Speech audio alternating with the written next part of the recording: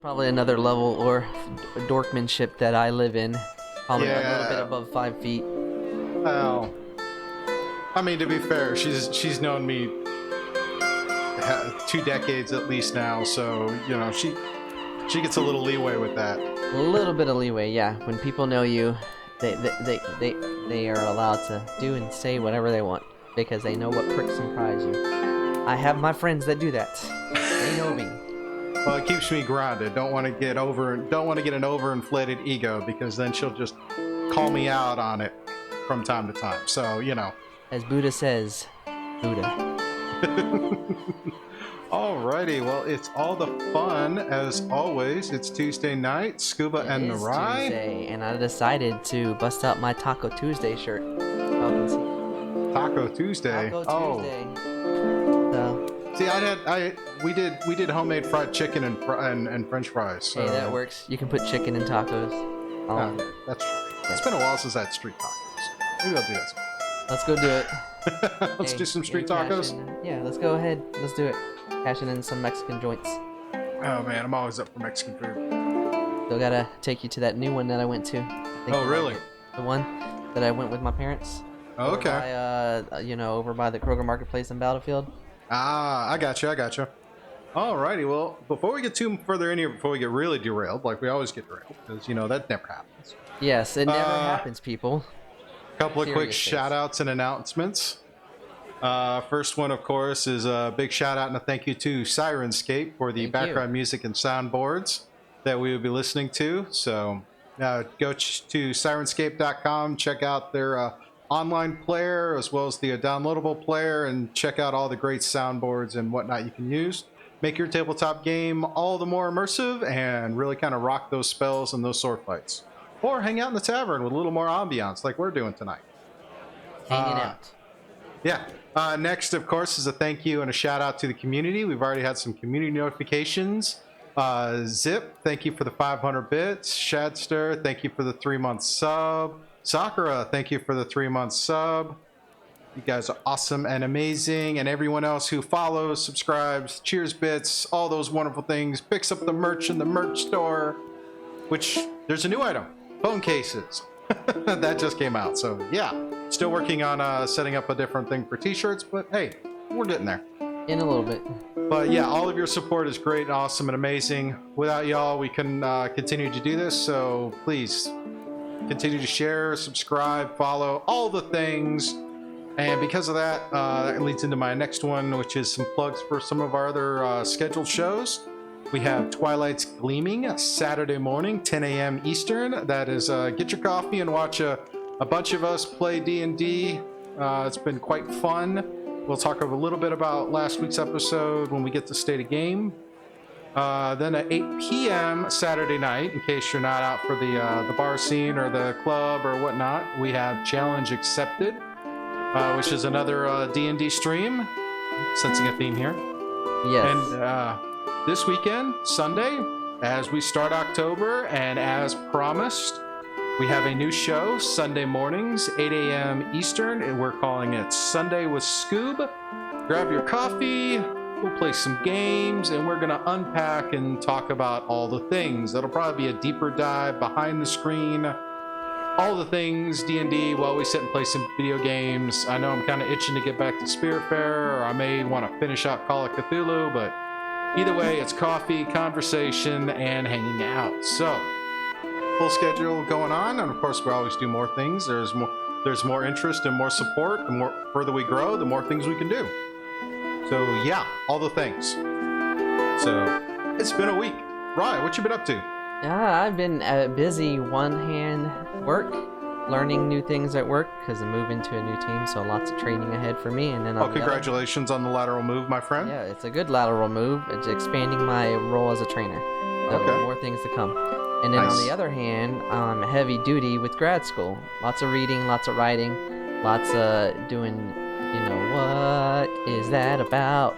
But in a more sorrowful, like, did I do the right thing? But I did do the right thing. It's just heaviness on one side, another heaviness on the other side. But I still managed to have a little bit of fun here and there. Just kind of relaxing at home. Nothing. Not with Ghost of Tsushima done. I'm trying to sneak in something between now and the drop of Cyberpunk. So I might go back to some older games. I'll talk about that later. How long before Cyberpunk drops? Cyberpunk drops. I don't know the definitive date, but it's at the end of November. Okay, so you need a game that you can play for 2 months and have no problem dropping for the next 2 years. Yes. So there's Days Gone is definitely not that game. And I could probably beat that in it wouldn't take me 2 months, but yeah. But there's a couple other games. Plus, I have Game Pass, so you know that is what you said before the show. Rabbit hole of its own. Oh yeah, yeah, total rabbit hole. even with the it is. We are coming on the eve of October. Yes. So it feels good to finally be happy about October again, and kind of get into there's all these Halloween themed games. Some of them aren't too long.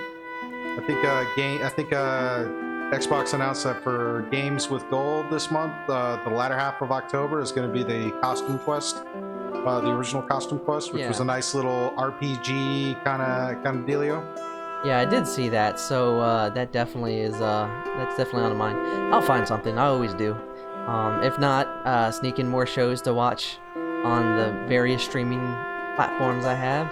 But other than that, a lot of did go back out First Landing hiking because I've been enjoying going out there. That's like my escape. Anytime I go running, hiking, that's my my zen moments. Feeling a bit jelly on that. Oh yeah, and then I just decided, screw it. I got a membership at Planet Fitness because I'm tired of waiting for the rain to go away. So it's like I can't skip any more days. I'm just going to go. Oh, didn't we used to do that at one of the rec centers nearby? They had that upstairs indoor track. Oh yeah, I will go back to the rec centers once they go back to normalcy when it comes to their workouts and scheduling. But till then. Okay. Planet Fitness, because I can just show up, do my thing, and leave. Whereas the rec center, you have to schedule the hour, and then hopefully the equipment is available. So I sided with the latter until normalcy comes back. But yeah, I would like to get back to the gym myself, get back to going outside. Hey, if you ever want to join me at Planet Fitness, I got the black card, so that means +1. May do that. There's one nearby. Yep. So we'll have to see about that. But other than that, nah. Been dreaming about ramen and wings for some reason, so that probably will be eaten this week. Yeah, that works. Let's see. Anything else before I talk about all the craziness that's been in my world? Farmhouse 2nd anniversary is this weekend, so I might check it out. Maybe for an hour or two. I don't know. Well, if we want to schedule that after 2 p.m. and before 6 p.m., I'm there. Because, I got that morning show, and then I got the evening show. A little pre-flight before the evening show. Might be sick that night. We'll talk. Not that there's anything wrong with my players. Okay, that wasn't very convincing to me either. All right, fine. Forget it. We'll move on. Yeah, so... all the busy, all the crazy, all the cool things. Let's see. Notable things. I got my Jeep back, finally. I did see that. I was like, woo! The Jeep is back. I now have I had AC, but it just wasn't very... The blower didn't work right because the motor burned out and the transistor burned out. Yeah. So those have been replaced. The rear brakes are done. The shifter cable's done. So tomorrow morning it's going to go in and get new shoes put on. So it'll be fresh tires, everything. Now I can do the inspection thing. All the fun. Anyways, got the Jeep back. And when we got the Jeep back, and being a foodie, you'll appreciate this story. Oh, yes. I went out for dinner. We got the Jeep. It was Saturday after we had finished. Twilight's Gleaming, actually hung out a little bit, let the party wanted to strategize on what to do, which we'll get into. But afterwards, was like, all right, I gotta go get the Jeep. Well, it got to be about that time. I really should eat something. And in the morning Saturday, decided to go out for biscuits and gravy. I don't know why. Yes, I do, but I'm I had the urge to go get some biscuits and gravy. I woke up, I looked at my phone, there was a comment about biscuits and gravy. And I'm like, darn it, I need to have biscuits and gravy now. So we went out to Cracker Barrel. A couple of choices, tried to figure out, okay, it's been a while. Actually went out. Went and got biscuits and gravy. And as usual, Cracker Barrel does not disappoint in how bad their food can be. So it's like at the pause. When I don't know how to take that, it makes me go cringe, but it makes me want to go eat it anyway. So it's kind of like it's like counterintuitive. But I appreciate the candor in that comment. I love it. Well, and now I don't take this as saying the entire company is bad. That would be stereotypical and insensitive. But what I can say is both of the Cracker Barrels that are in my local area that I've gone to have never failed in the fact that the food is never worth the price. And it's pretty. Yeah. Okay. I mean, let's go. It's a mid-range expense. Don't get me wrong, but okay. The fact that they have the thick ceramic plates that they don't heat at all, so they're ice cold when they put hot food on. And I'm sorry, thermodynamics will tell you the stone will absorb the heat. So I got, I went with a chicken fried steak and some biscuits and gravy. My wife who went with me, she got the hickory ham and scrambled eggs. Well, by the time the plate got to the table, the eggs were cold. It was like, sorry, I'm done at that point. I mean, they wrote her meal off, and it was just bad. Yeah. So it was like, all right. So when I went to the cashier, it was like, so how was it? It was about the usual. It sucks. Every time, it just sucks. So it's like, and we were like, yeah, I'm good for not coming here for another couple of years, if not a decade or so. Maybe they'll figure it out. So then, of course, we do our session and go and get the Jeep. Well, as we were driving out to get the Jeep, there's a billboard. And, we always read the billboards. And this one said, for a new seafood place called Pier 88. And I was like, it's been a while since I had seafood. And I don't count Captain D's or Long John Silver's as seafood. That's like not seafood. You can buy that stuff in a grocery store, drop it in a deep fryer, you're good. It doesn't take any special talent. Yeah, no, that's not seafood. But we were thinking like years ago when we first got the house, we were like, all right, let's go to Joe's Crab Shack to celebrate. And we went, and I didn't get what I wanted because the sticker shock of the prices was like, oh, God. What? So, all right, didn't do that. So, but, I'd like to try that again. Well, then we saw Pier 88. And they just opened, I mean this, just opened a location in Chesapeake that literally, when we went on Saturday, they had been open 3 days. So you go in there, you still got the new car smell on the restaurant and all of that. So it's like, awesome. So I walk in the restaurant and I'm seeing this like wax paper put all over the tables. And I'm thinking, oh, that's pretty clever. All this extra hygiene stuff for COVID, have disposable covers, cut down on the cleaning. Oh, that's cool. And I sit there, and then she's like, have you ever been to a place like this before? I said, nope. She goes, all right, let me tell you something. She shows me the menu, and it's like they take bags of the food, they make you a bag of food, and they boil it. Okay. And then they bring you out the bag, and then you eat what's in the bag. Oh yeah, that is something of a lot of restaurants around here are doing that. I thought it was just such a cool idea of a concept. Yes.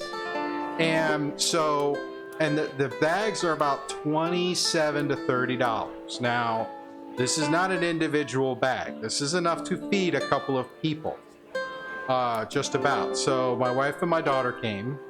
And my daughter we get there, they get there, and it's like, all right, what are we gonna get? My daughter's like, I want calamari. I had a craving for calamari, I want calamari. Nothing wrong. And I was like, well, calamari can be kind of expensive as an appetizer or whatever. Then the waitress says, we have a kid's meal that's fries and calamari for $5. Sold, get it. I'm done. We're good. There you have it.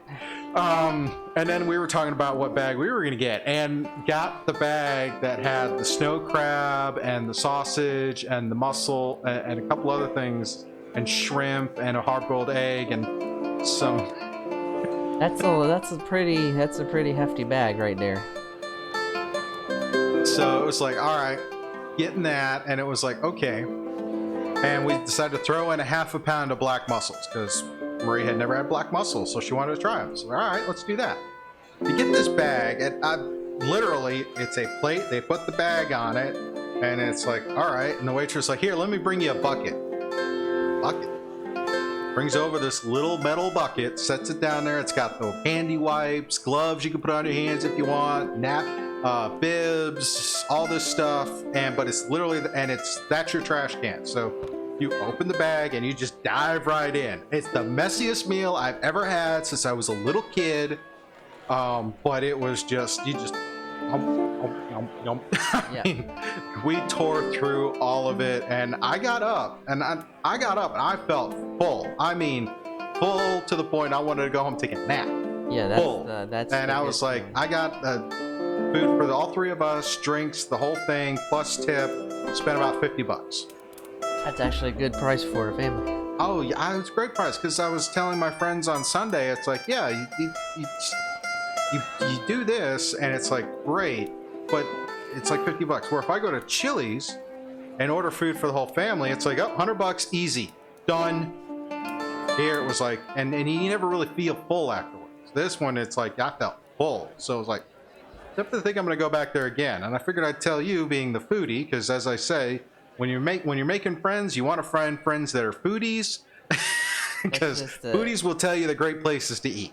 That's another one to slot in my Rolodex of restaurants. Where is this place located? It's over off of, if you're local to Chesapeake, the Hampton Roads area, you'll know this.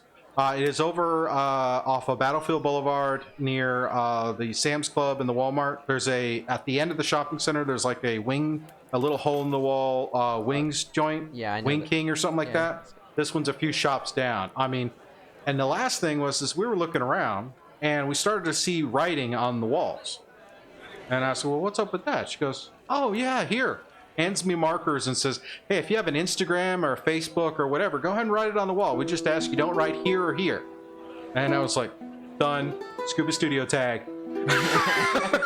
You have been solidified. Oh yeah, I definitely gotta try that place because I want to see what it compares to. I don't know if you were looking in the chat.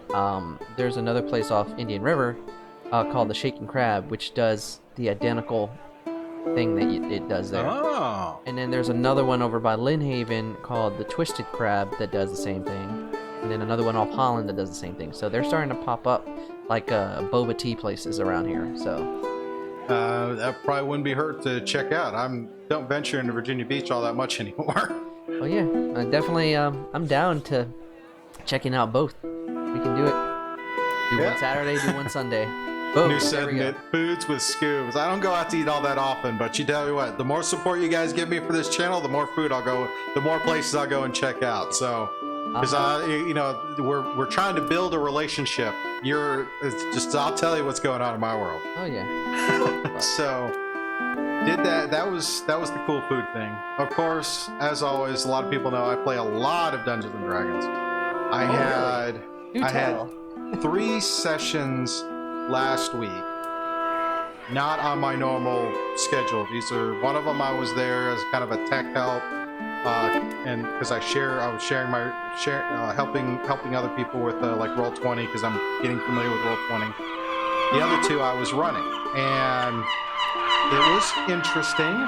I'm not going to deep dive into it too much, but the next session is tomorrow night, and I have been planning and coordinating and preparing for tomorrow night's battle.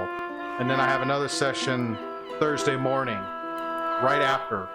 So it's like, yeah, it's going to be a busy couple of days because we're doing this big like 9 session arc for this kind of storyline. It's really cool and fascinating. There's a lot of good reveals and stuff. So did that, and then I had my friends over on Sunday for their start into Descent into Avernus, and that, instead of being a session 1, it turned into a session 0, and so I'll get into more of that. But yeah, it It was kind of chill, kind of relaxed, for the most part, other than the big thing with the Jeep and the restaurant thing. So I'm trying to get more of an active life. I just need to get outside more. I don't go outside that often. So, but We can change that. yes, we do. I can definitely change that. Well, it's I'm glad October is coming because for years I hated October. I hated all holidays. I still hate most. I still hate most holidays. Yeah. But October is kind of fun, especially the more D&D I'm getting into, where it's like, okay, this could be.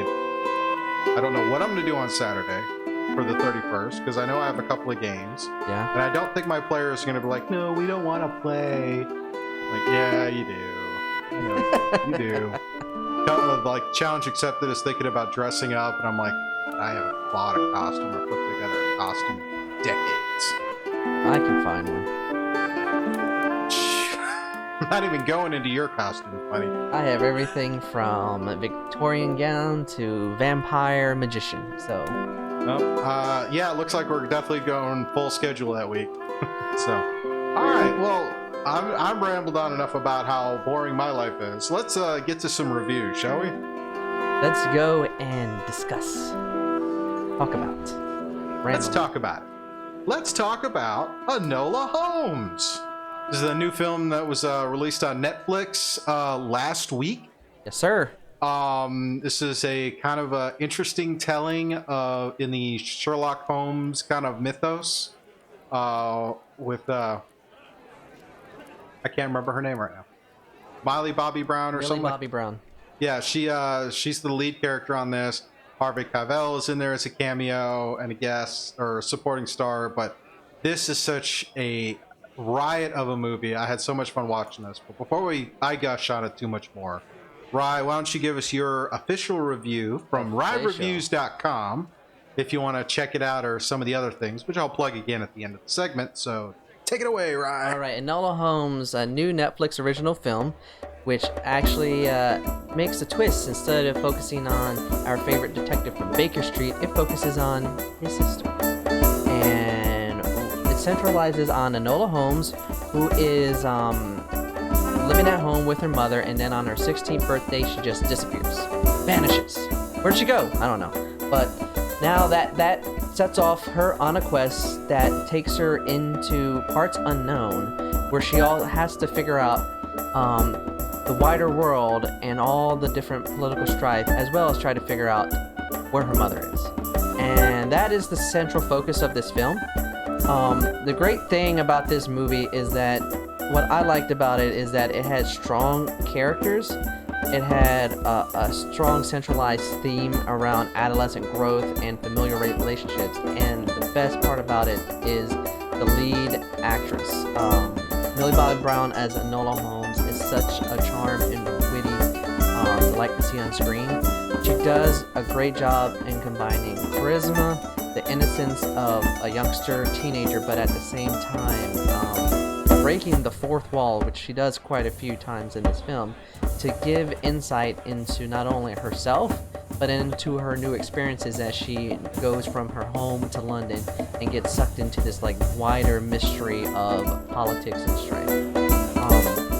As she tries to solve multiple different mysteries, the disappearance of her mom and this new mystery that she gets dragged in by a boy that she meets on the train heading into London, she has to put her smarts to the test and has to deal with those two mysteries and her brothers trying to find her. So it does a good job in like layering different mysteries and concepts into the film. At times it does go too far into excessive filler with the side stories, but it never takes away from what the strength of this movie is, and it's its characters. Enola Holmes, Adroria Holmes, played by Helen Bonham Carter, who's the mother. Like Scuba said, Henry Cavill plays Sherlock, and Minecraft is played by Sam Claflin. And they never take away the screen from Millie Bobby Brown, and they do a great job in complimenting her throughout the film. But also at the same time, you see that strong familiar relationship between, especially between Sherlock and. So, once the film gets into the latter half, it does fall into the typical beats that you would find in a detective mystery drama, and there's a little bit of tension, but you kind of know what's going to happen. And it wraps up everything very neatly and nicely. That's not a bad thing. That's actually a good thing because it gives you a joyous explanation point on the journey, but also leaves room for more stories to come because she is just coming of age, hint hint the genre, and she's exploring new things on her own. Take it away, Scuba. Like I said, I really enjoyed this movie. I watched it Sunday night. My daughter had already watched it. And so when I got done and shut everything down just to take a break from the computer, I went in there to watch it. And I was like, all right, it's like, I'm going to watch this movie now. And she's like, what are you going to watch? Enola?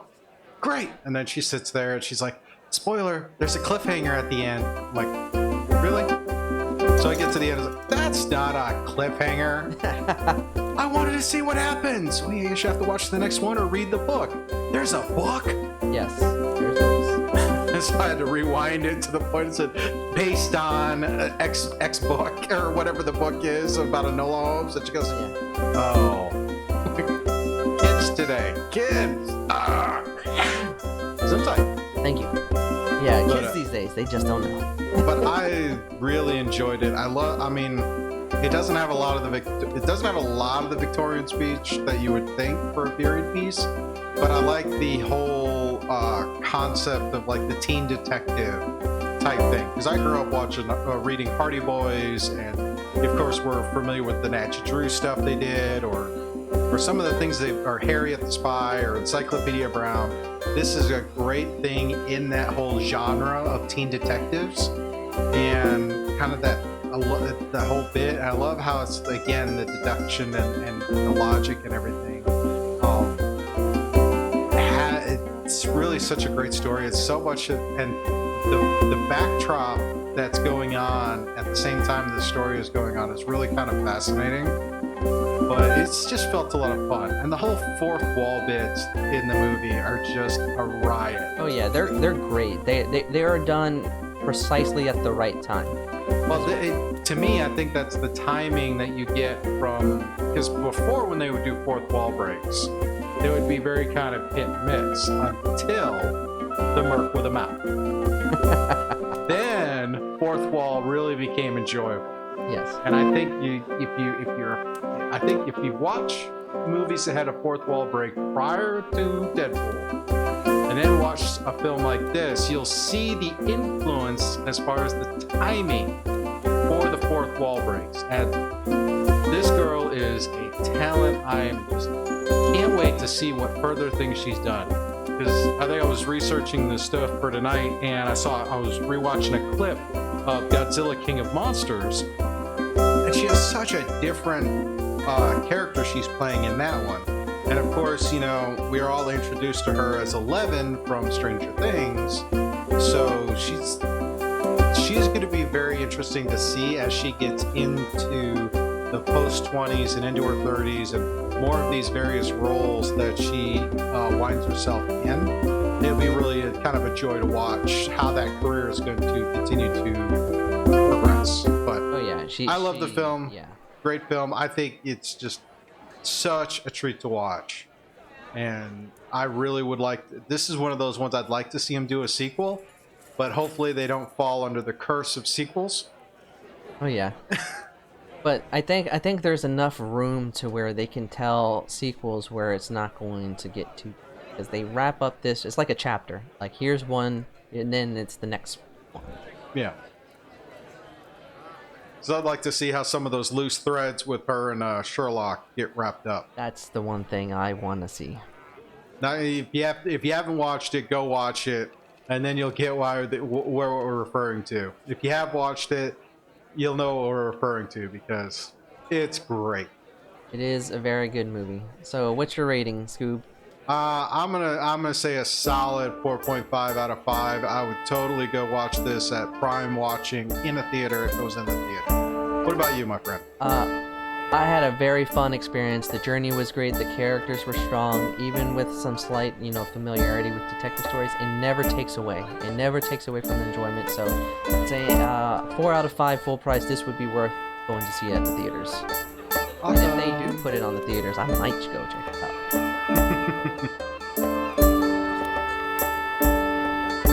What about you? I saw a few people in the chat. Most of y'all said you agreed, you loved it. So It was a really good film. yeah. Good night, Harley girl. Hope you have a good day at work.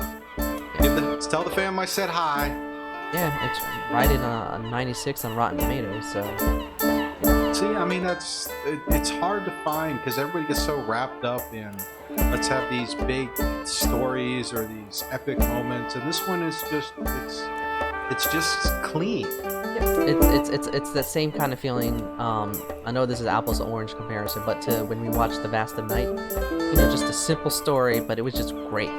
Well, even more so, if you take Sherlock Holmes, the two new iterations of Sherlock Holmes, Robert Downey Jr., right? Yeah, Look at the way they depict London in those two films, right? the two Sherlock Holmes with him. Yeah. Now look at how they depict London in a Nolan. You get a different take of London. Yes, it is still seedy and it's got some shady stuff going on, but overall, though, it doesn't. It's just a more of a pleasant enjoyment. Both films are great to watch. Don't get me wrong. What I'm saying is like the fact that we're focusing on a teen and her story, and even though they do add some elements of some of the shadiness that was in London at that time, as what we saw with when we were focusing on all the adults in the story. Oh yeah. But overall, I still think it's great enjoyment. Yeah, check it out, people. It's on Netflix. Support. Yeah. Totally all that fun. Alrighty, so we got the reviews. Do you want to talk about that anime you finished real quick, or do we want to save that for when you have a chance to do a write-up? Oh, well, it's a TV series, so I don't write them up. Remember, it's Scuba exclusive. Oh yes, Whenever I do TV series. it's a podcast exclusive when Rye reviews a TV show. Speaking of Netflix, this is another Netflix original. It is an anime, and it's called Great Pretender. And it's an anime that pretty much is a TV series that focuses on con artists. And it focuses on how these con artists work through different scenarios, and they're not just conning just any random people. They're conning really bad people, and they want to take them down. The main cast, what I liked about this series is that it combines the candidness that you would find in an anime like Cowboy Bebop, but against a very colorful palette design. So it's very pastel in the way it depicts the characters, the areas that they go in. They go to Los Angeles, they go to Singapore, and they go to London. That's the first 3 places they've gone so far. And the great thing that they do in this anime, they break it up in cases. So each sections of the episodes is a case. So they're working through cases, and you watch them set up these cons as they get bigger and bigger. And what's great is that the characters have true depth, and they're very subtle in their depth, but what it is that each character is very unique in how their backstory gets revealed. So they slowly get revealed in each of the sections, and as you watch the characters evolve, they call one of the characters, the main character, is called Edamura Mikado, but they call him nickname Edamame because they steal him from Japan. It's kind of funny. But you watch as they interact, they all kind of hate each other, but they all kind of have to work with each other, so they're kind of like Hateful Eight kind of deal? a Hateful Eight kind of thing. And they're very they dance the line of being bad people, but when you watch their backstories get revealed, you understand why they are the way they are. They're very, callous and crude, but it's a very like anti-hero kind of style crude. That's the only word I can use without going into derogatory terms. So that's fair. That we are a family-friendly show as best as we can. And Chile, that is a Netflix show. Yeah. The Great Pretender. Yeah, it's on Netflix, and just overall, the series isn't finished. They released a majority of it in Netflix America, but in Netflix Japan, they have all the series out there. So it's on Netflix Japan and Fuji TV over there. So hopefully they'll release the next section at some point. But overall, it's a fun experience. If you like gritty animes that are no holes barred, but they add in the witty dialogue and charm of, you know, a colorful palette, this is one for you. Definitely for fans of Cowboy Bebop. But no rating yet, because it's not finished. I guess we can take a few minutes also. Are you up to date on The Boys? Yes, I am. I am as well. So, yeah, The Boys is nuts. Last week's episode was nuts. Can't wait to watch next week. My goodness, not to spoil anything, but each episode I get more fearful of what Homelander is going to do. Yeah, because you can definitely tell he is starting to come unhinged. He is, anybody that's watching The Boys, Amazon Prime original, very great show. Homelander is cracking. And, what is her name? Stormfront? Stormfront. I hated her originally, but now just seeing how sinister she is, I kind of like it because she is like screwing a lot of things.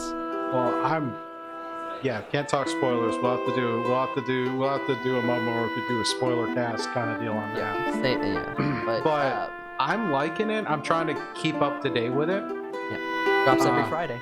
Yeah. So, I think this season so far has been slightly better than the first season because you get to go knee deep in the characters more.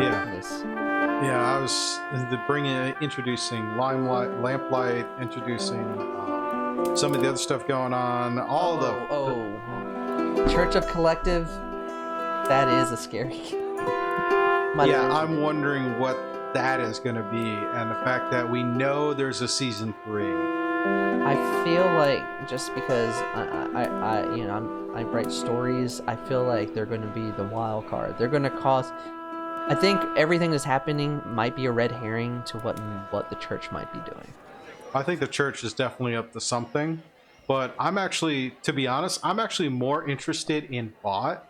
Maeve's like, where's the spoiler finger? Do you want to spoil something? No, I don't want to spoil anything. We'll do that later. It show's not. But I want to see. I want to see what more with Bot. To be honest, I like Carlos Esposito. He makes a great villain. I really want to see more of him, and I want to see how all of that's going to end up dialing out together. But more to come. Yep, more to come. So, yeah, we may do a spoiler cast on Boys season 2 is getting later. Season 2 supposed to be? Do you know? Does anybody know? Is it supposed I think the 6th 8? one just dropped. I think we're on episode 6. Yeah, I think it's 6. I don't know if it's 8 or 10. I know the first season was 8 episodes. So. I think we still have a few more because they're gonna have to do some. But even so, the fact that, from what it sounds, I think there was a comment that Jensen Ackles was coming in to play Soldier Boy, and I'm just like, yeah, that's what I heard. That dude is funny. I loved him in Dark Angel, and he's great in Supernatural. So. Yeah, it's supposed to be 8 episodes, so there's 2 more left. And the title, just the next titles of the next episode is Butcher, Baker, Candlestick Maker for episode 7, and then episode 8, What I Know. Yep. After the season ends, we'll talk about it, and we'll make sure we put up in the title, spoiler, because we're just going to go all out. Finger will go up on that cat. No, we're just going to put it in the tag. This will be like, we're going to warn you. We warned you. Now we're just going to go.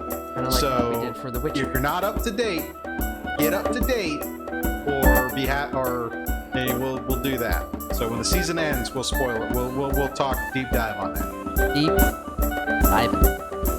The only other TV I've been watching is rewatching the old Iron Man cartoon that Nickelodeon did a few years back.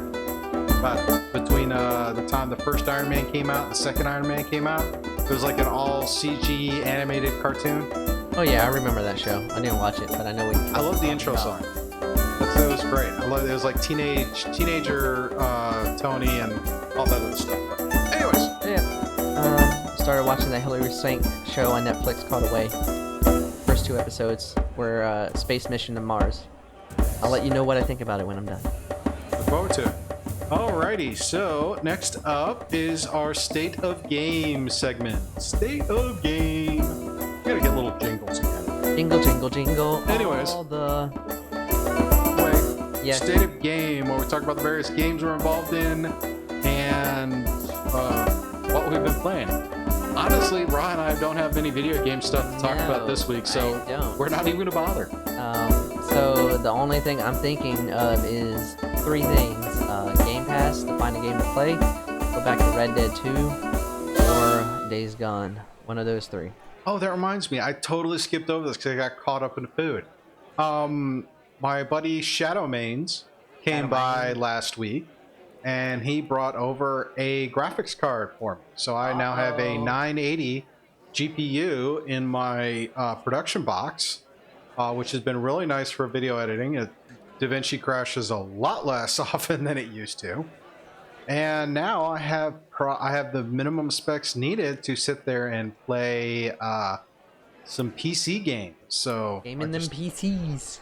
Yeah, I gotta get some PC stuff going on. And I want to watch that Lovecraft thing. I've been meaning to get to it, but I haven't got it. Anyways, State of Game, D&D games. That's pretty much all I got. And I'll skim over some of the stuff. I can't really get into the community games too much because I want to make sure it's cool that I deep dive those. But as far as what I've been playing on my own content here, we have Twilight's Gleaming, that was Saturday, and Challenge Accepted, that was Saturday night.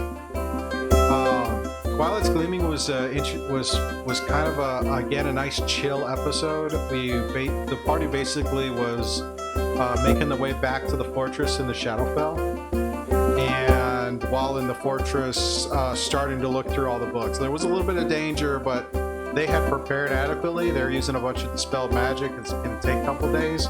The nice thing is, it started actually dropping in hints to make use of the content we didn't get through in the one-shot, and also introducing some new content from Mordenkainen's and whatnot for what lives in the Shadowfell. So we'll see how that goes. There was a pretty big reveal toward the end. If you hadn't checked it out, go check it out. It's here on Twitch as a VOD. I'm still working on the video edit and gonna get that stuff out. It's having some issues with as far as video editing and time. So, but I expect a few things to go live tomorrow, to be honest. Yeah, all the goodies, all the spell books, all the history, all the stuff. So it was kind of chill. I think part of that is we'll probably see we may see some combat next week. May see some some things get dropped. They have a strategy for how to secure the fortress, and we'll see how that works. Saturday night, though, that was something. It was something. Well, we know the party has gone to the city to try and find some object, some item that only surfaces every few years. They witnessed the first murder, or the result of the first murder, and then they were starting to track down the second. And it was one of those, okay, they wanted to go investigate. So it was like, all right, we'll go to the market and investigate. And at that night, it was like, okay, what are you going to do? They decided to stay inside for the night. Okay. And because they didn't want to go out and try to catch the murder in the act, they wanted to stay inside. Which, okay, yeah, I've got players in the chat. I got to be careful what I say. So just rolled with it, and a couple of them played a game of chess. So it was intelligence checks around to see if who would win the game of chess. And then the next murder happened, and they went and have spoken to the inspector, and now they're going to have an area that they're going to patrol. So we'll see if next session they get a little further. I think we shifted over to a 3-hour format for Challenge Accepted, which I think allows for more story, and it's more in line with most other D&D streams. So should be fun there. But yeah, it was interesting. One of my players had to bow out because real life issues had come up, and as with everything, real life takes priority over everything else. So hopefully she will be back once everything settles down. And so, but should be fun. I'm not sure if I want to bring in a couple more casts to finish out the season. I have to see how these guys go. They did level up, so now they're level 2. So we'll see how that works.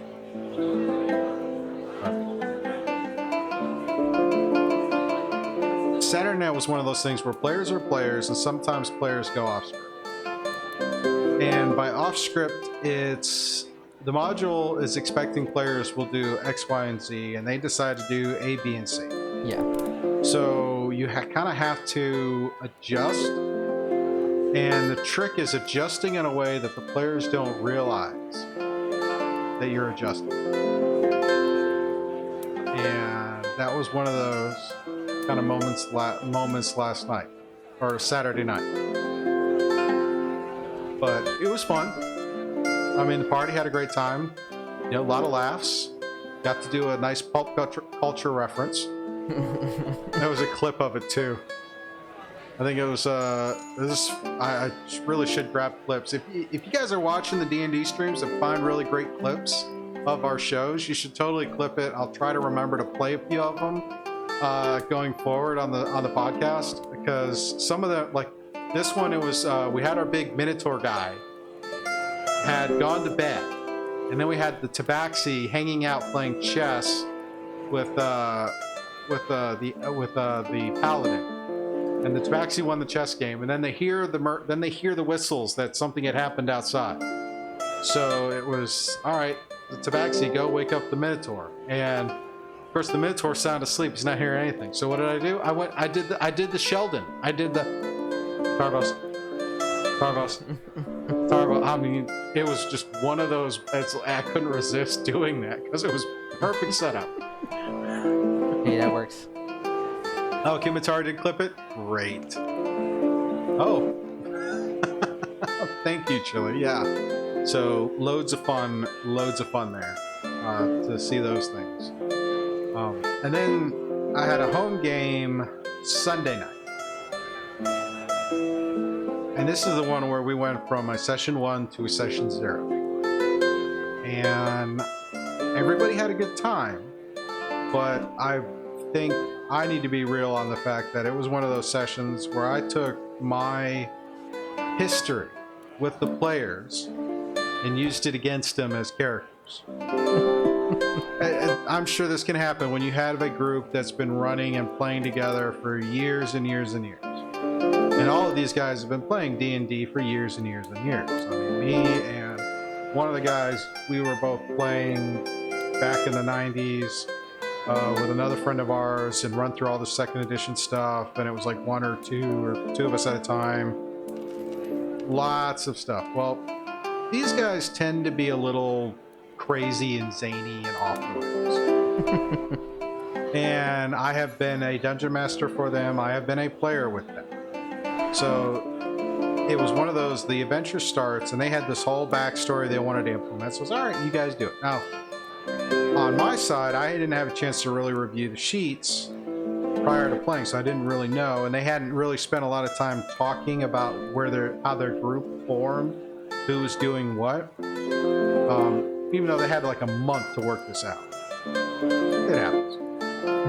And it was typical, let's be trolls. Let's be smart aleck. Let's be jerks. Let's kind of do this. And sometimes it's like, and I kind of was in a mood. It was like, you know what? I actually want to play and not babysit. Because sometimes I feel like babysit people. And this group at times, because it's almost like you need super glue on your head. You're be doing this most of the time. And so they get in there, and they were sent to the tavern to talk to the spy.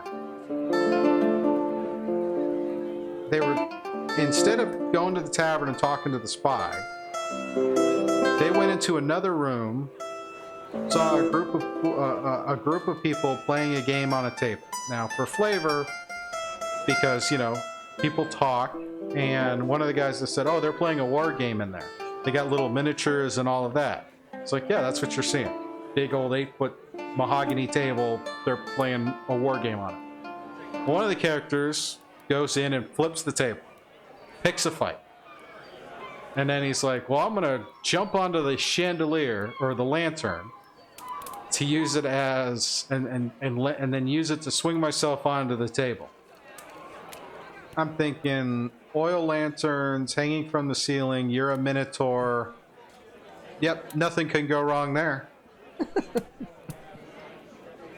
But it was essentially dragged it, set the tavern on fire, unreprehensible, and in the middle of the night, the party was assassinated because the person they were sent to talk to had powerful friends. They burned down the tavern, and the city guard is just, you're on our list now. All of that, and it was like at the end, it was like, all right, let's talk. Let's talk about this session. Let's talk about how this went. Because tell me what you've been doing. Because it was something I heard once, and I started doing it with all of my sessions this last week. And that was, I would ask my players at the end of the session, what was your favorite thing? What was your scariest thing? Or worst thing, or whatever it had to be. And we went around the table and talked about it, and then it was like, all right, let's talk about how we play. And it got to the point, it's like, look, I love you guys to death, but there are times I'm just sick of your crap when we sit and play a game. And wanted to be like, all right, how do you want to play? Because we haven't had that conversation. There's the ways they usually play, and sometimes that's very frustrating. I've heard before. So it's like, how do you want to do this? So we sat, we talked, and then it was like that, and it was like, well, but I mean, this kind of story we've done before, we just wanted to have a little fun with it. And it's like, it's fine to have fun with it, but what was the comment I said? It's like, you like to get into the rule and bend it as far as it'll go till you start to hear it crack, and then you ease off. But you keep it at that bending point. And it's like, creativity-wise, that's cool. But none of you have done this story. You wanted to do the story. Let's do the story, but let's try not to be raging jerks about it. Oh, there's the clip. It's right there in the chat. Thank you, sir.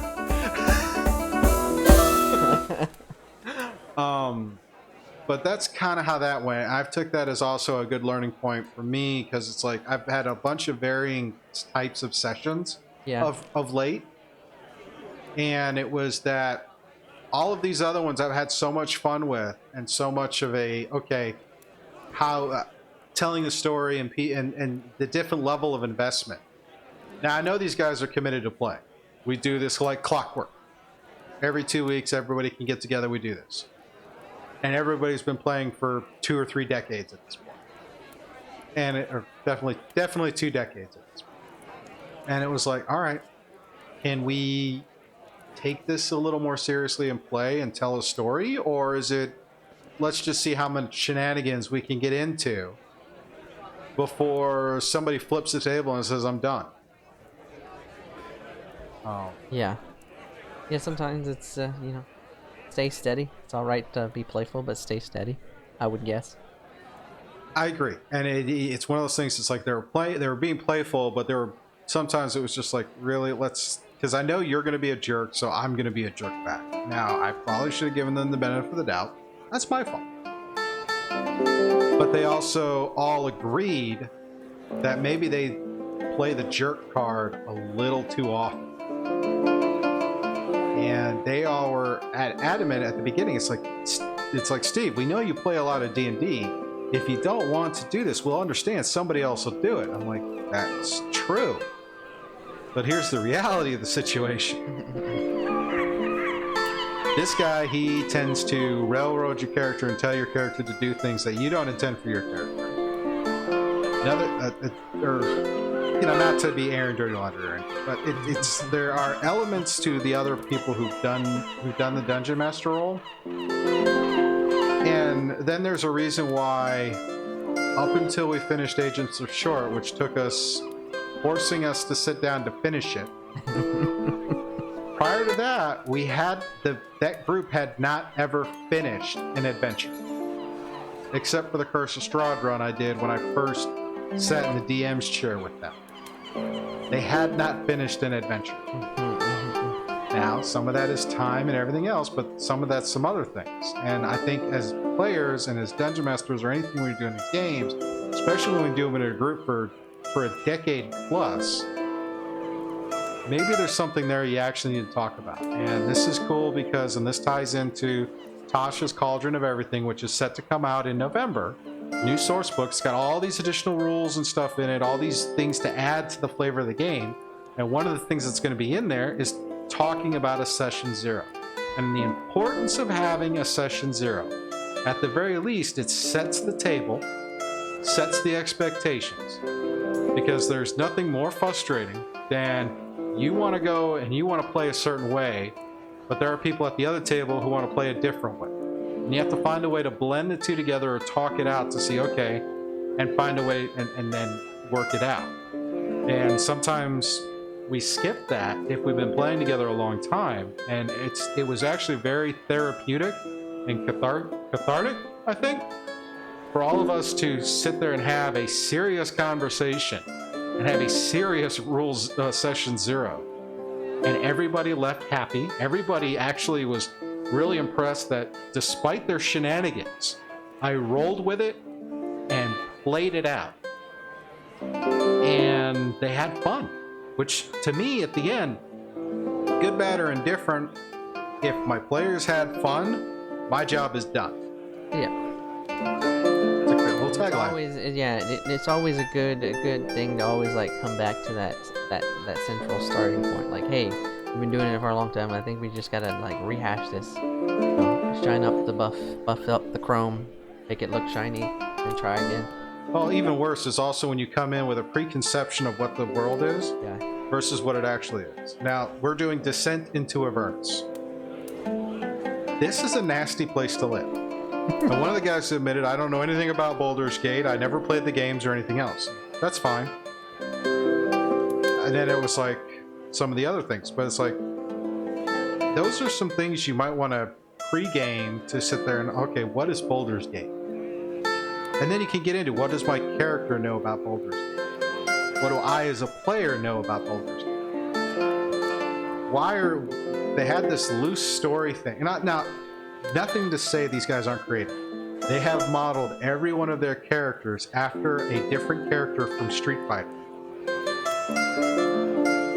Their classes, their names, their abilities, all of it's based on various characters from Street Fighter.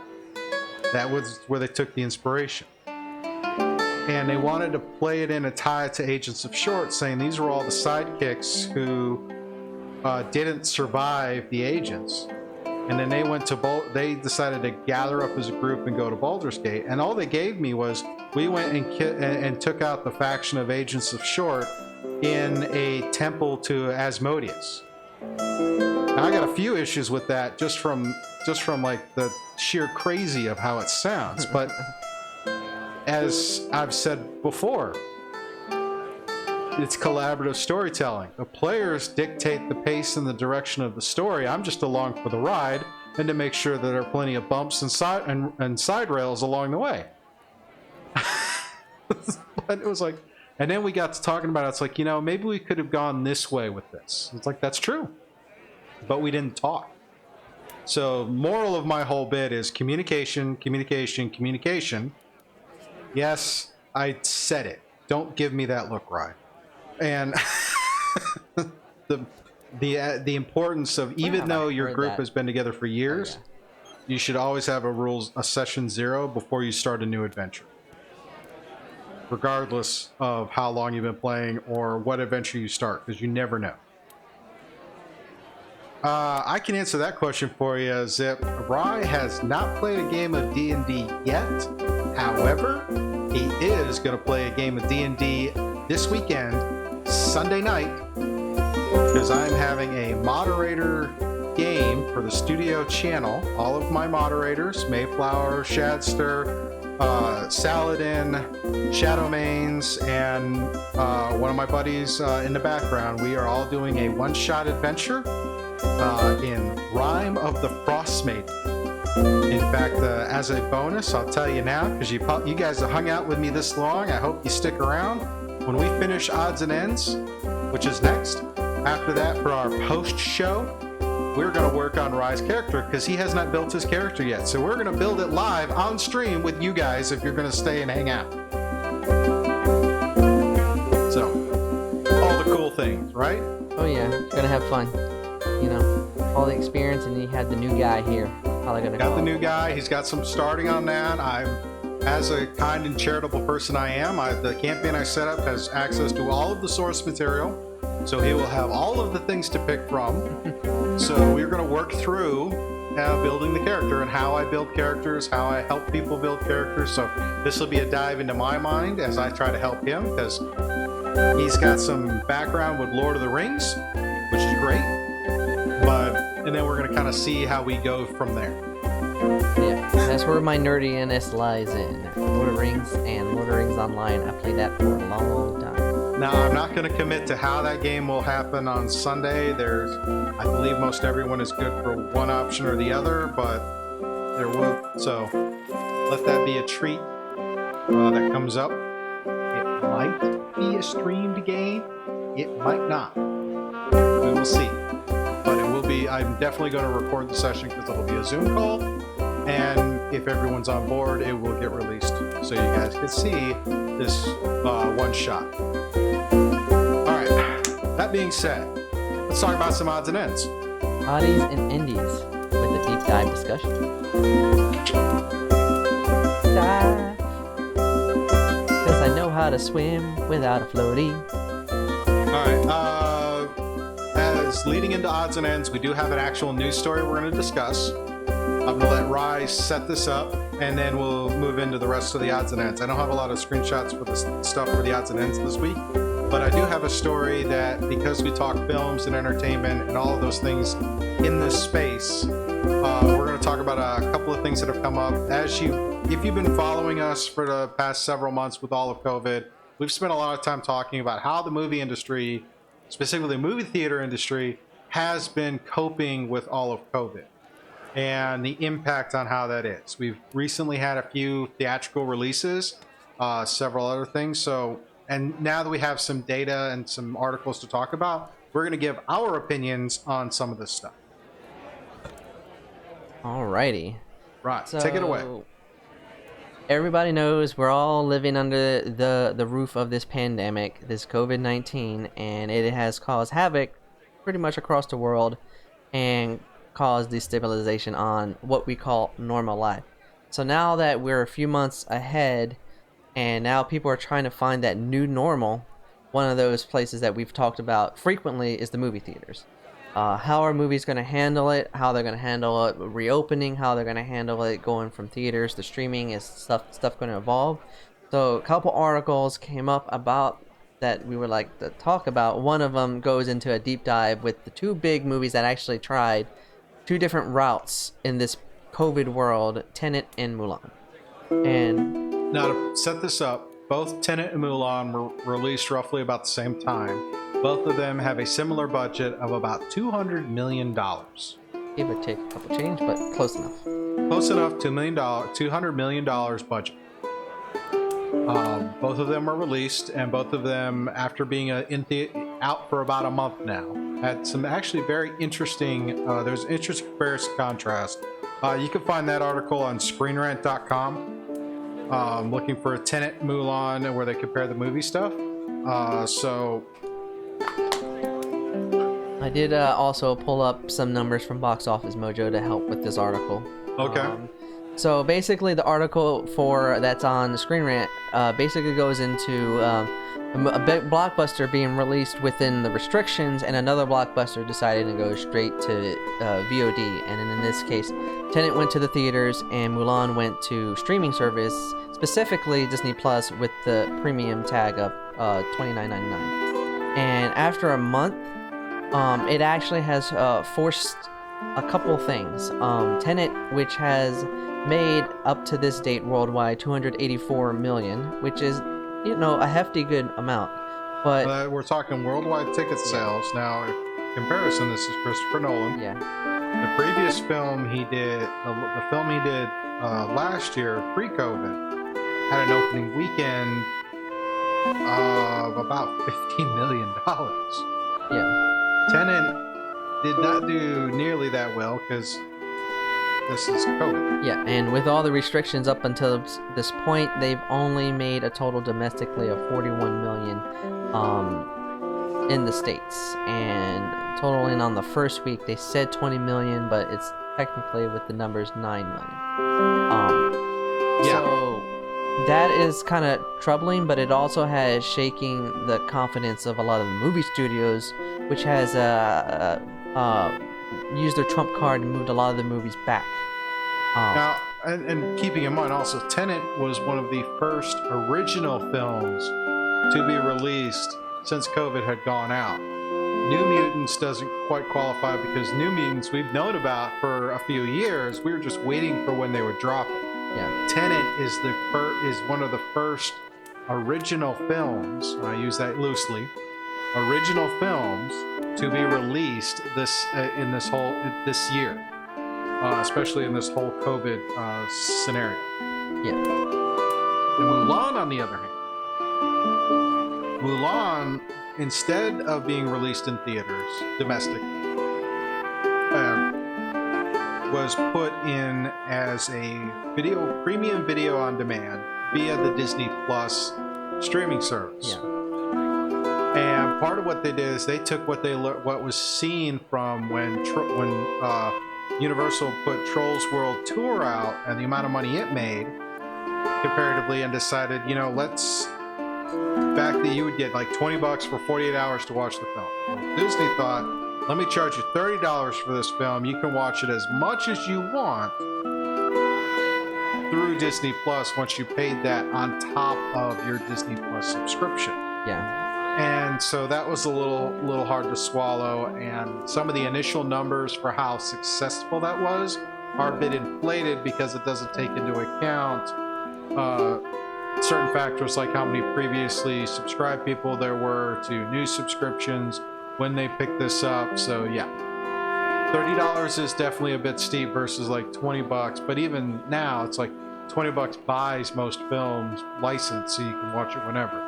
This is, even though you're paying $30 to watch Mulan as much as you want, you don't actually get a license key to own Nope. the film in your particular digital library. So Yeah, it's kind of a tricky scenario, but it's one that Disney wanted experiment with, because they have their own streaming platform.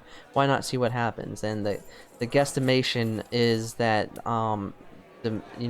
everything through the Disney Plus app, they've made about 63 to 92 millions, and quote from Forbes says that 93 would actually translate to 186 million if it was released in theaters domestically opening weekend.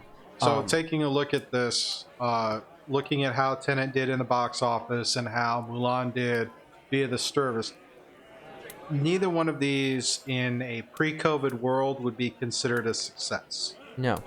However, in this environment, because the theaters have been closed so much, it is a good barometer, or a canary in the coal mine is the term I heard referred to with Tenet, in the fact that the movie is a little hard. The marketing wasn't that great in terms of really drilling down the story. Like, if you watch Inception, it's a heist movie involving dreams. You kind of get that. Tenet, you're really not sure going into it, and unfortunately, word of mouth is not as clear cut coming out for this film. Mulan, on the other hand, even in the Chinese box office, because worldwide there was some releases in theaters, but in like the Chinese box office, Mulan is doing targeted for this to be respectful as opposed to their culture, as opposed to the way the anime was. But Mulan is actually doing less than what Lion King did in the Chinese box office. Yes. So that kind of tells you this these films are probably really good and on their own right, and if they were released outside the pandemic, they probably would have been fairly successful for both rights. But we can see that because of these two, a premium video on demand and then a theatrical release, we're seeing that a number of theaters have decided to take this and push release dates back, which moves us into a second article relating to this topic. Is from comicbook.com, talking about how theater owners are responding to the delay in like the Marvel franchise stuff, because the Marvel movies take a big chunk of revenue because we're all goo goo and gaga for Marvel movies. Black Widow has been pushed all the way till next year, which essentially means there has not been a Marvel movie in theater for almost 2 years when Black Widow comes out next May. Yep, and this will be the first time since 2009 that a Marvel movie hasn't been released in the calendar year for 2020. The comic book article goes into how the group of theaters known as NATO is actually applauding the move of these movies being pushed back. And just to summarize it in their quote, they're basically just like praising the gods of these. That's how it seems like, because basically what it is that the big movies bring in the money, bring in the draw, and keeps these movies afloat. So the fact is that these theaters, they're struggling to fill in time slots and films between now and whenever the next big movie comes out, which is to this date, No Time to Die is still up on the biggest movie to come out between now and November. So what it is that the theaters chains and the big movie blockbusters, the studios, they know that even though they're treading the waters with trying to find new avenues to put these movies out, they need each other even more so once we get past the COVID. So there's going to be an evolution of sorts, which I keep beating the hammer, where it's going to be a blended. What's going to happen is that what you're seeing between these two articles is that the theater chains are going to be the powerhouse for the big blockbusters, and the smaller movies and indie films and stuff are going to start hitting the streaming, because it seems more that the smaller movies are making more money through the VODs, and just the way that Mulan tried, it's not really making the money that it would have if it went full force into the theaters. Mulan was predicted to be the highest grossing movie of 2020, pre-COVID. So it does highlight a lot of the stuff that's going on. And what's going to happen is that because these movies keep getting pushed back, it might close a lot more theaters. But, oh yeah, a lot of them don't have. Some of them have revenue streams or loans and credit they could draw on, but facts are facts. It's like you're not. It's just not there. And the fact that we're pushing so many things, like one of the movies that I was really excited about watching was Death on the Nile. That was supposed to come out here in October. It's been pushed back to December. yes. So we still, and the worst part is we can't even predict what's going to happen in a month or 2 months or 3 months. We may not see any sense of normalcy until well into 2021. So we're just going to keep limping along. The longer we do this, the more theaters are going to be struggling with it. Oh yeah. And I think part of the price point for Disney with this was, if you comment in the chat, kind of puts a pretty good point on it. Sit there and add up what it costs to go to a movie theater for 2 people. Now think about that for a family of 4, for a family-friendly film like a cartoon movie like Onward or something like that. And think about if you do it versus Friday night versus Tuesday night. I mean, it's a lot of money going to the theater, going for a night out, and then they're trying to recoup that or some sense of that ticket price by setting the price point for the premium video on demand, where you can watch it at home with as many people as you can fit in your house. Not that I'm encouraging that, because that's technically not supposed to be the way. However, let's be real. Let's be real. So,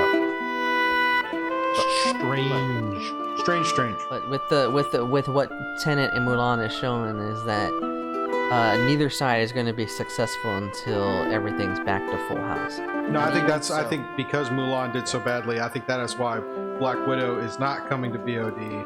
It is staying going to be a theatrical release. It's just they're pushing it out to where they're projecting it'll do something. But the positive thing is that it's showing the importance of theaters and how the studios know they need the theaters to make the money on these big budgets. But at the same time, it might start to ring in these budgets on these movies, because when you look at Tenet and Mulan were 200 plus. Yeah. But one positive note is that with all these blockbusters moving in, it's opening room for all these indie films to hit the theaters. So This is true. experiences, people. I got a few in line. Positivity, people. Positive. Alrighty, back in.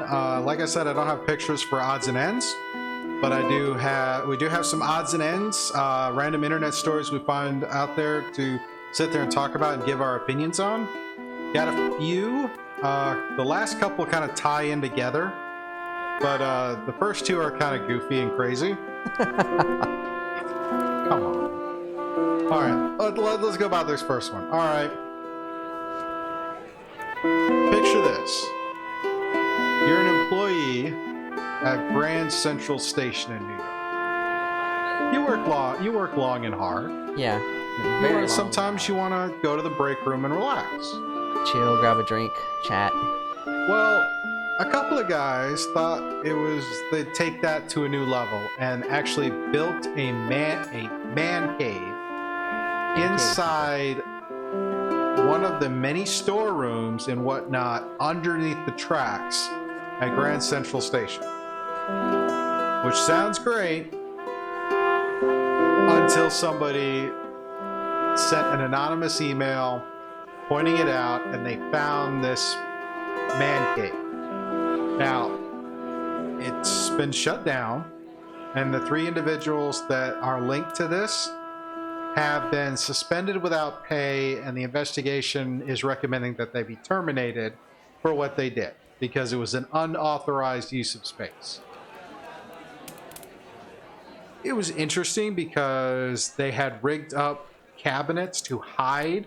They had a futon, they had workout equipment, a fridge, a microwave, all of this stuff kind of stored and stashed to where you could check this out. But one of the bigger reasons it was shut down, and this is where it's kind of funny to me, is the fire marshal said that it was dangerous because it was an unaccounted for room. Yeah, it wasn't Which on the maps. Leads me to think is like, excuse me. How do you not know where the room is on a map? Are you telling me that this century-old building, you have not been maintaining an accurate floor plan of what's where? How many Seriously? more rooms are there? How many more crevices? Maybe there's more man caves. Maybe they have a game room down there for esports. Who knows? I feel bad for the guys with everything going on. I think it's really kind of gutsy and clever to do that with a space for a break room and whatever. Maybe having the beer and having parties in there wasn't such a hot idea. And the fact that they camouflaged all the furniture so that if you weren't in the know, you would think it's just a storeroom. Yeah. But the fact that their records are not accurate enough to where they know where every room is and what every room is for, that is like, wow. Yeah, some people aren't doing their jobs. So it's what these 3 individuals did is not only had party time, but it lifted up the eye on how some of these buildings might not be completely mapped out. Yeah. But it's an interesting bit of urban archaeology to try and find all these things. I mean, Grand Central Station's got a huge history. Yeah, it's an iconic place in New York City. So I'm going to call that there's probably more hidden rooms somewhere that they don't even know. Yep. And speaking of icons in a community, let's go to the other side of the world, to Japan. Let's go to Japan. We've talked about several of these really funky and wild and kind of geeky anime-inspired theme parks a couple of times. There was the Evangelion one that's coming up. There's the full walking Gundam with a billboard sign. The Mario Land being built. I mean, all these crazy things. Well, to add to that, there is a museum dedicated to our favorite kaiju, and they are in the process of building a life-size statue of Godzilla that you can interact with. I think one article was talking about how they're going to rig it where you can ride zip lines into Shino Godzilla's mouth. That's just so funny. It's great because it's just showcasing, which I say all the time, is the imagination and creativity. And when you just have that imagination, especially in the culture that is Japan, who likes to be extravagant, bombastic, and just be out there, they have Evangelion statues. They have a walking Gundam. Now it's like a life-size Godzilla. Why not? As a comic book, it's the Godzilla is being presented in the Godzilla Museum. It just gives me another reason to want to go visit Japan. And the thing is that they picked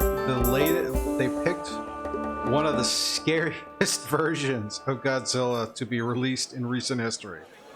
Yeah, the Shin Godzilla. It's a brand new take on the mythos, and just from the pictures on this web link, which I'll share to the chat, yes, it would scare kids away, but not this kid. But no, they won't scare him. You could ride a zip line right into its mouth. Why not? Why not? Ride into the veins of something deadly. All right. What would make it better is if, like, you ride the zip line and the mouth is actually closing. That'd be great. No. Who's down? No. Who's down to go to Japan? I'll pay for half the tickets. Who's going? No. Yeah. Let's talk some tech. Techie. Let's do a tech talk. That's deep. Let's talk about how there's the thing called Google Stadia. There's the thing called Microsoft xCloud. xCloud. Now, let's talk about the Amazon Luna cloud gaming service that is set to release soon.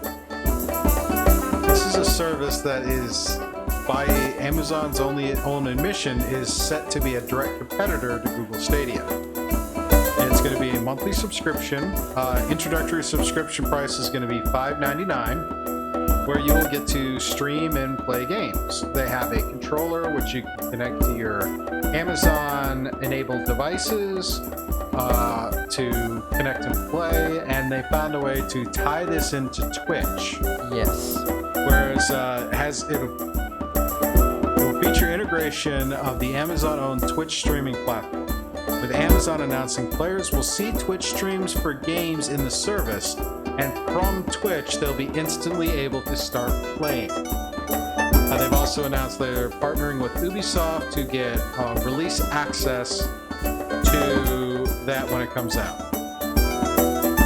And for the $5.99 that you pay for the introductory or whatever the final price is, you'll be able to do this on 2 devices simultaneously, which I think is something that the others can't really claim. But wow, it is an interesting concept. It is one that, if Google does it, why not Amazon? And Amazon is taking a slightly different route. I mean, they got the price tag, but they're going to offer, various game channels to subscribe. So it's going to be like a hub of channels for games, which I'm getting at. And you'll be able to play games offered at 4K resolution at 60 frames per second. Yeah. We'll see how this goes. There's no word yet on when the introductory period will start or end or anything like that, but it's interesting because we talk about the console war in the sense that PlayStation and Microsoft's moving into this xCloud. Yes. And Google Stadia's got their cloud thing. Steam was the first one out the gate with their cloud streaming thing, and now Amazon is jumping into the game. And I think this is going to be the new quote-unquote console war. Is it won't be a war of physical consoles in your house. It'll be a war of which streaming service you're going to play your games on. Yes. Especially, like you said, all of them are moving in that direction. Sony kind of dancing the line between old and new. But most of the players are going towards that cloud-based gaming. Well, now I have another beef with this. All right, what's the beef? The beef is our network, our internet infrastructure across the country is crap. There are areas where it's like, if this is how gaming is going to be, there are areas in this country that don't even have, that barely got off a dial-up, and here it is 2020. Yes, it's insane. I mean, it's insane to know parts of this country. It's like this side is just skyrocketing this way, and then there's still the infrastructure side, which is limping along on 2 broken legs and a missing foot, and it's still, and yet the entertainment's like, oh, stream, all this data. Oh, we got 5G now, which is all wireless and still slow as crap. Yeah, it just brings to light that, you know, there is a conflict in what should be done in building the infrastructure to what people want to be done so they can do all these services and all these great things. But then you have a fight on this side where they just don't want to invest in it. For whatever reason, they don't want to invest in it. But it's going to have to happen, because if stuff is starting to move to the streaming, not only the games, we talk about like music, you have watching and all this stuff. It's just, with Luna coming out, it's just creating a new window of opportunity, but also, you know, putting a glaring eye on that infrastructure. Just a little bit. Just a little bit. Alrighty. Well, Luna is what's going to start this conversation.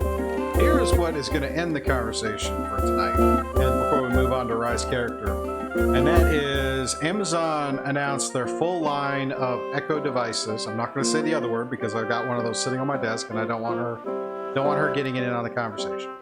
Get in on it. But they announced all of the new things. There are a couple of things on this list. It's like, A couple interesting wow. stuff. Yeah. Because we know Amazon owns Ring and Eero and all of that. So, first thing is they've redesigned the Echo speaker. Yes. Instead of it being a cylinder, it is now a sphere. They did that because they could get a better speaker in there and some better and run a better processor chip in it. Yeah, they announced a Prime Day coming up too. So if you're looking to get some of those Echo devices, check out this list. All right, so we have the Echo speaker is going to be a sphere. Also, the Echo Dots, the new generation of those, are going to be spheres as well, and they'll have a little display which will display the time, and you could actually tap on it to like the old school snooze button from back in the day. How many people are going to break it the first time they put it as their alarm clock next to their bed? Just saying. They announced an Eero 6, which to move with the new Wi-Fi version, or new Wi-Fi protocol and signal. And there's the Eero 6 and then the Eero 6 Pro, about $130 to $230 for that. If you're not familiar with Eero is a way to extend your Wi-Fi to create kind of a mesh system around your house. It's really cool and really kind of efficient. You buy like a hub, you plug into your router, and then you take the satellite things and plug them into outlets at key points across your house to establish that mesh to keep everything connected. I was having some connection issues with kids going back to school, and certain Wi-Fi devices would drop off. So I upgraded all of my stuff through my ISP. I now have 2 extenders and a new router, and everything seems to be running beautifully. And they recommended an additional extender because I got like 40 some odd things on my Wi-Fi any given month, because all the people come over, because people don't come over with one device. They've got at least 2 or 3 now. I mean, Ryan's got his phone, his watch, and his laptop. 3 devices for the network. I mean, so Just saying. And my daughter has friends. They all come over with their iPads. So it's like, can we get on the network? Can we get on the network? Yeah, that's probably why my Zoom calls were being fidgety in my class. My brother and his million devices. Bandwidth's a thing. I mean, you look at what's going on with the kids being a digital, doing the Zoom stuff. Buddy of mine's in the school system. We were talking about it. It's like residential's got crap internet in places. Most people outside of work, they don't have it, which is weird for us younger folk. But again, if you spend all your time at work, do you really need internet at home? I mean, if you've got your phone and it's got its signal, I mean, why do I need to have home internet? Unless you're someone like me who streams and makes content and wants to interact with the world. Yeah. Anyway. Do tell. Now we have a couple of items for our vehicles. We have the Ring car alarm, which plugs into the OBD port on your car and connects to an app so where you can check where your car is and add extra features to your car alarm to check that out. They've also added the Ring Car Cam, which is a camera you can place inside your car where anytime somebody opens the door to get into the car, you can see who it is. That's pretty cool. I thought it was kind of nice. I thought it was kind of cool, kind of interesting. Then there's the Ring Car Connect, which again is if you've got one of the newer vehicles that got all the cameras around it, to like your backup camera, your drive cam, your cam to watch the solar eclipse next, so you don't hurt your eyes, whatever. You can now connect that to the Ring system to where you could sit and look through the app and watch and watch all the way around your car as if you were sitting in it with it on. So, really, we're getting there. And then I say that, but I think that they have a couple of other new devices for your home.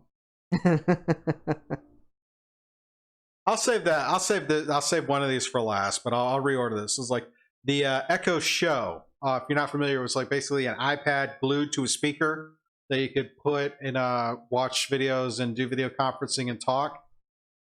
That got a redesign. It's basically, it looks like they took the Apple HomePad and glued a screen to it, and that is what it looks like now.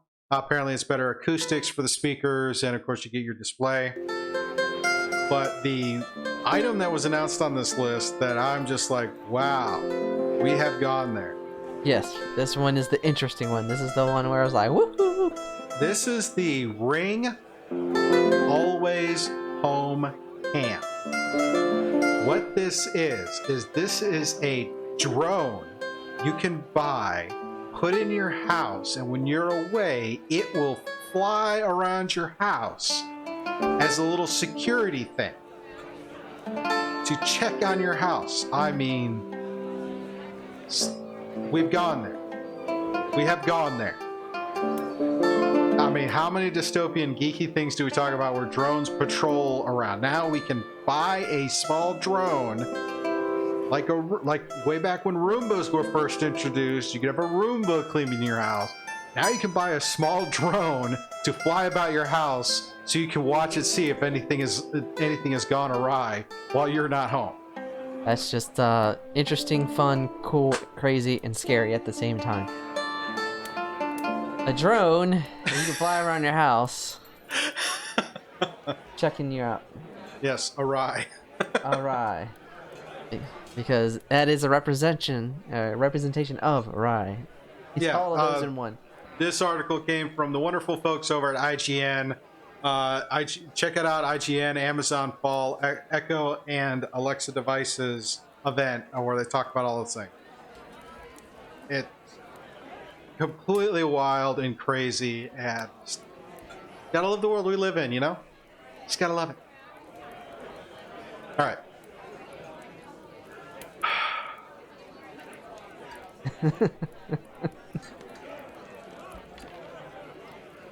Oh, yeah, that would suck. I'm wondering how smart it is, because the judging from the picture, the thing has got to be like only about yay big. Yeah. Enough for a little camera and some blades to kind of fly it around. So I wonder how many service calls that'll be. Oh, I need to replace my Ring Always Home cam. Why? What happened to it? There was an incident with the ceiling fan.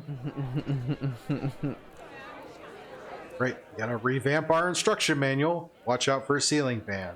That's All right. just, yeah. That being said, let's talk about Rise characters. So here's our official kind of. We're gonna transition again so we can work on Rise character live on stream with you guys. This is the official end of the show, and now we're gonna go into our post show, and we're gonna help Rye build a character for Sunday night's game. Yes, sir. The post show. Building a character for this guy. This Ryan.